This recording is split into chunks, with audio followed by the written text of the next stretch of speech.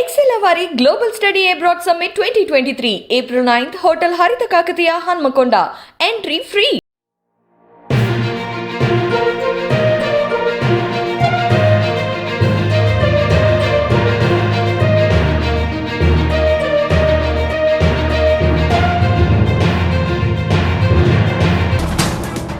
కాంగ్రెస్ మాజీ నాయకుడు నల్లారి కిరణ్ కుమార్ రెడ్డి శుక్రవారం దేశ రాజధానిలో కేంద్ర మంత్రి ప్రహ్లాద్ జోషి సమక్షంలో భారతీయ జనతా పార్టీలో జాయిన్ అయ్యారు.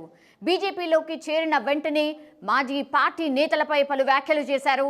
కాంగ్రెస్ ఓటమి నుంచి గుణపాఠం నేర్చుకోవడం లేదు, కాంగ్రెస్ కు పవర్ మాత్రమే కావాలి, లోపల ఏం జరుగుతుందో అది గ్రహించలేకపోతోంది అని ఆయన కామెంట్ చేశారు.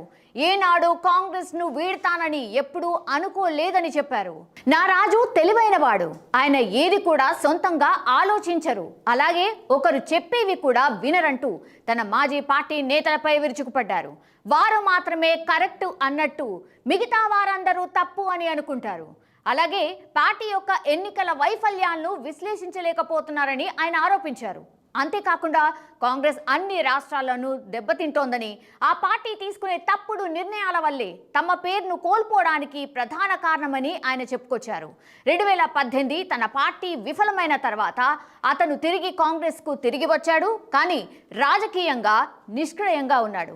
2019 లోక్సభ ఎన్నికల సమయంలోనూ ఆంధ్రప్రదేశ్ను దాటుతున్నప్పుడు భారత్ జోడో యాత్రలోనూ అతను నిష్క్రియంగా ఉన్నాడు. ఈ సందర్భంగా ఆయన మాట్లాడుతూ బీజేపీలోకి నన్ను ఆహ్వానించినందుకు ధన్యవాదాలు, మోడీ నాయకత్వంలో పనిచేస్తా, బీజేపీ నేతలు పార్టీ కోసం కష్టపడి పనిచేస్తారని ఆయన పేర్కొన్నారు.